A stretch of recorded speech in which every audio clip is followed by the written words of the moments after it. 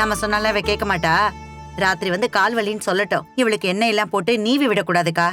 சித்தி, மனசுல இருக்கிற வலிக்கு முன்னாடி இந்த கால் வலி எல்லாம் ஒண்ணுமே இல்ல சித்தி. நம்ம கிட்ட காசு பணம் இல்லைன்னு தானே நம்மள பார்த்து அவங்க ரொம்ப இளக்காரமா நினைக்கிறாங்க. ஒவ்வொரு முறையும் நீங்க அந்த வீட்டுக்கு வரும்போது உங்களை எப்படி எல்லாம் அவமானப்படுத்தினாங்க. அதே பவியோட அப்பா அம்மா வந்தா அப்படியே பார்த்து பார்த்து எல்லாம் செய்வாங்க. அவங்க நல்லவங்க தான். காசு பணம் இருக்கிறதுனால தானே அவங்களுக்கு மரியாதை கிடைக்குது. பணம் இருந்தாதான் இந்த உலகத்துல மரியாதை கிடைக்கும்னு நான் புரிஞ்சுக்கிட்டேன். அந்த பணத்தை சம்பாதிக்கணும்னு முடிவு பண்ணிட்டேன். அவங்க முன்னாடி நாமளும் அவங்களுக்கு சலைச்சவங்க இல்லைன்னு நிரூபிக்கணும். அதான் என்னோட ஆசை. சரி விட்டா, நான் உங்ககிட்ட பேசிட்டே இருப்பேன். நான் கிளம்புறேன். ஏய், நீ டிஃபன் சாப்பிட்டியா? என்னடி நீ அப்படி பாக்குற? நீ டிஃபன் சாப்பிட்டியா இல்லையா? இல்ல, லைனுக்கு போகணுன்ற அவசரத்துல சாப்பிட மறந்துட்டேன். என்ன கண்மணி, சாப்பிடாம வியாபாரத்துக்கு கிளம்பிட்ட? ஏய், பசியோட போனா எப்படி உன்னால சைக்கிள் மிதிக்க முடியும்? இரு, 2 தோசை ஊத்தி எடுத்துட்டு வரேன். வாயில போட்டு கிளம்பு, சரியா? ஐயோ சித்தி, நேரம் ஆயிடுச்சு. நான் வியாபாரத்தை முடிச்சிட்டு வந்து சாப்பிட்டுக்கிறேன். 2 தோசை சாப்பிடறதுக்கு எவ்வளவு நேரம் ஆகும்? சாப்பிட்டுட்டு போ. ஸ்கூலுக்கு அனுப்ப பசங்களை ரெடி பண்ணிட்டு நம்ம இடியாப்பத்துக்காக காத்துட்டு இருப்பாங்க. நான் போலன்னு வச்சுக்கோங்களேன், பாவம் ஏமாந்துருவாங்க. அப்புறம் சேல்ஸ் ஆகலன்னா நஷ்டம் நமக்கு தானே. நான் போயிட்டு வந்து சாப்பிட்டுக்கிறேன். கண்மணி, கண்மணி, சாப்பிட்டுட்டு போடி. நான் வந்து சாப்பிட்டுக்கிறேம்மா. என்னக்கா இவ இப்படி பண்றா? அவ அப்பா கிட்ட இருந்த வைராக்கியம் அப்படியே இவகிட்டே இருக்கு. நாளைக்கு அவளுக்கு முன்னாடியே எழுந்து எல்லா வேலையும் செஞ்சு முடிச்சிடுவோம். ஆமா, நீ சொல்றது கரெக்ட் தான். சரி வா.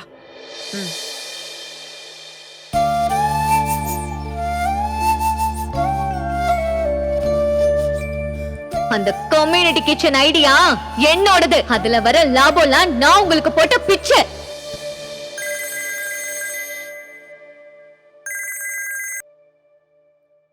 ஹலோ ஹலோ அன்பு சார்.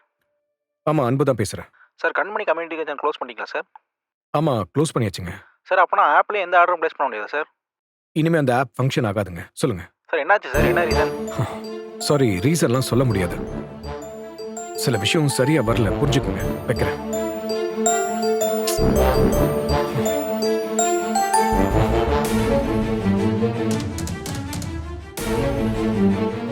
Excuse me sir. உட்காருங்க.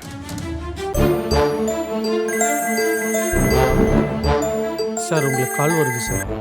பரவாயில்ல, நீங்கள் சொல்லுங்கள். அதான் சார், இந்த ப்ராஜெக்டில் எவ்வளோ லாஸ் ஆகிருக்குன்னு கேட்டிருந்தீங்க. அதோ சார், நான் வேணா அப்புறம் வரட்டுமா சார்? இல்லை, வேண்டாம். நீங்கள் டீட்டெயிலாக சொல்லுங்கள்.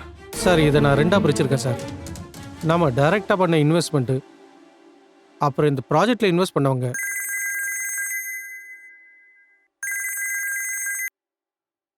சொல்லுங்க. ஹலோ அன்பு சாரா? ஆமாம் சார், அன்பு தான் பேசுகிறேன். சொல்லுங்கள். ஃபோன் அடிச்சுட்டே இருக்கேன், எடுக்க மாட்டேங்கிறீங்க. எடுக்க முடியாதான்? இப்போ என்ன? என்ன சார் இப்படி பேசுறீங்க? நீங்கள் ஃபோன் அடிக்கிற நேரத்தில் எடுத்து பேசுறதுக்காக ஃபோன் வாங்கி வைக்கல. ஏன் சார் அதுக்கு இப்படி கத்துறீங்க?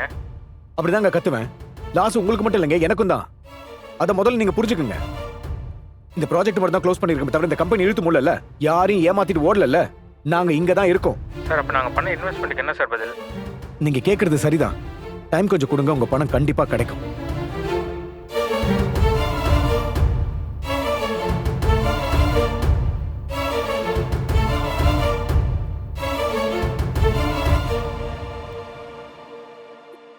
சார், கொஞ்சம் ரிலாக்ஸ் பண்ணுங்க சார். ஏன் சார் இவங்களாம் இப்படி பண்ணுறாங்க? சார், நீங்கள் ஃபோனில் பேசுனதுக்கே இவ்வளோ டென்ஷன் ஆகுறீங்களே, ஆனால் உங்களை நேரில் பார்த்து பேசணும்னு 3 பேர் வந்தாங்க சார். என்ன சொல்கிறீங்க சார்? ஆமாம் சார், நீங்கள் இன்னைக்கு ஆஃபீஸ்க்கு வரலன்னு சொல்லி அவங்கள சமாளித்து திருப்பி அனுப்பிட்டேன் சார். ஓ சார், இந்த கணக்கெல்லாம் இப்போ பார்க்கலாமா இல்லை அப்புறம் பார்க்கலாமா சார்? பரவாயில்ல, இப்போவே சொல்லுங்கள். சார், உங்கள் மூடே சரியில்லையே. அது இனிமே மாறுமானு தெரியல. டீட்டெயில் எல்லாம் பார்க்க முடியாது. மொத்தமா எவ்வளவு ஆச்சு? 2.25 கோடி சார். வாட்? என்ன சார், நம்ம ஜஸ்ட் லான்ச் தானே பண்ணோம், எதுவுமே ஆரம்பிக்கலையே. அதுக்குள்ள எப்படி இவ்வளவு லாஸ்? சார், இதை செய்யறதுக்காக ஒவ்வொரு பொண்ணுங்களுக்கும் நாம செஞ்ச செலவு, கேஸு, அடுப்பு, சமையல் பாத்திரம், கிராசரிஸ், அவங்களுக்கு கொடுத்த அட்வான்ஸ், ஃபுட் டெலிவரிக்காக நம்ம வாங்கின வேன், இதெல்லாம் சேர்த்து அவ்வளோ ஆயிடுச்சு சார்.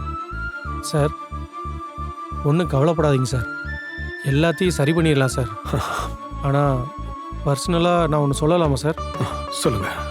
இந்த லாஸை விட கண்மணி மேடத்தை நீங்கள் இப்படி பிரிஞ்சிருக்கிறது தான் பெரிய லாஸ். இந்த கம்யூனிட்டி கிச்சனோட ஆன்மாவே அவங்க தான் சார். இதையுமே விட்டு போனதுக்கப்புறம் அது எப்படி சார் இயங்கும்? அதோட இம்பேக்ட் நம்மளுடைய மற்ற ப்ராஜெக்ட்ஸுமே கடுமையாக பாதிச்சிருக்கு. நம்ம கம்பெனி மேலே இருந்த கௌரவம், நம்பிக்கை, இது எல்லாமே நம்மளை விட்டு போய்கிட்டு இருக்கு சார். கொஞ்சம் கவனமாக பார்த்துக்கங்க சார். அதுக்கு தான் சார்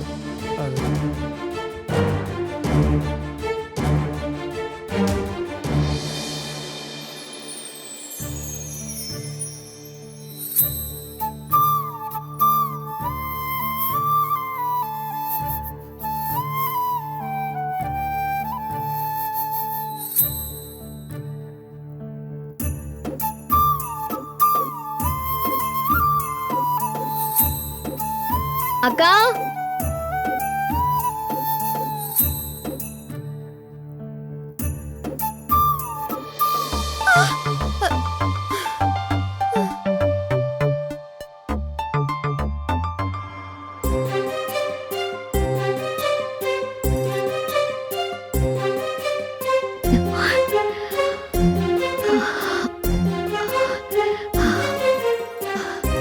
அக்கா,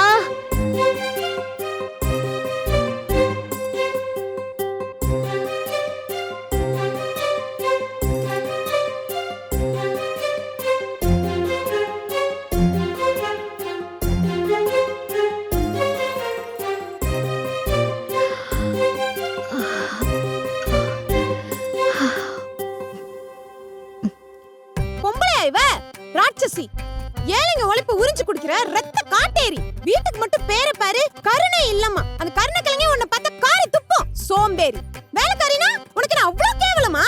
வீட்டுக்குள்ள என்ன வச்சு அந்த கத்து கத்துற, அசிங்கப்படுத்துற. இப்ப நான் உன்னை கத்துறேன்டி. சரியான பொம்பளையா இருந்தா வெளியில வாடி. காசு வச்சுன்னா என்ன பெரிய இவளா? மனசாட்சி இல்லாத மிருகம், சாத்தான்.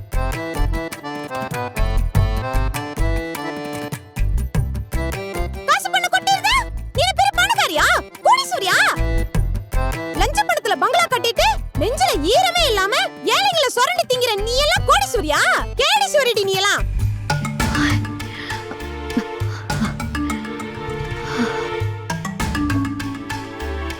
ஒரு நாள் லீவ் போட்டதுக்கு என் சம்பளத்தை பிடிப்பியா நீ? இவ்ளோ நாளா கணக்கு வழக்கு இல்லாம உழைச்சதுக்கு இப்படிதான் கணக்கு பாப்பியா? அப்படி மிச்சம் முடிச்சு அந்த காசை என்ன தாண்டி வாங்க போற? கஞ்ச பிஸ்னாரி. ஏழைகளை ஏமாத்துனா ஏன் நாசமா தாண்டி போவ? உன் வேலைய வேணா ஒண்ணு வேணாண்டி. அதனால எனக்கு ஒண்ணு நஷ்டம் இல்ல, உனக்கு தாண்டி நஷ்டம். என்ன மாதிரி ஒரு ஆள் உனக்கு கிடைப்பாங்களா? ஆனா எனக்கு கிடைப்பாங்கடி. இம்மா பெரிய மெட்ராஸ்ல எனக்காக ஒரு வேலை கிடைக்காதா? நீ என்னடி என்ன வேலைய விட்டு தூக்குறதே? நானே போறேன்டி.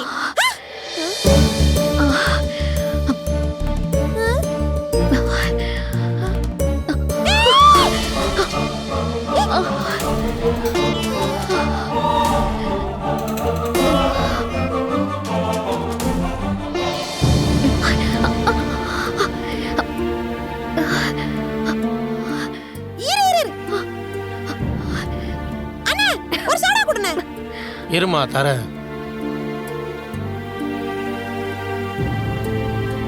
என்னம்மா? என்னண்ணே? மூடி யார் திறக்கிறது, கோலி யார் உடைக்கிறது? சோடா கேட்டா அப்படியே தூக்கி கொடுத்துடுவே நீ. ஏமா, கோலியா இருந்தா உடைச்சு கொடுக்கலாம், இந்த மூடியை கூட உன்னால திறக்க முடியாதா? அண்ணே, அந்த பொண்ணை நானே என்ன நிலைமையில கூட்டிட்டு வந்திருக்கிறேன்னு தெரியுதா? உன் சோடாவை திறக்கிற நேரத்துல அது மறுபடியும் மயங்கி விழுந்துருச்சுன்னா, மண்டை கிண்ட பொளந்துக்குச்சுன்னா யார் பொறுப்பு? ஏமா, உன் வாய் பேச்சு ஜாஸ்தியா இருக்குமா? உன்கிட்ட எல்லாம் என்னால பேச முடியாதுமா. இங்க பாரு, அந்த பொண்ணை பத்திரமா கூட்டிட்டு போ. கடைசியில அந்த பழிய தூக்கி ஏமால போட்டுற போற. இந்தா புடிமா புடிமா. அந்த பயம் இருக்கட்டும்.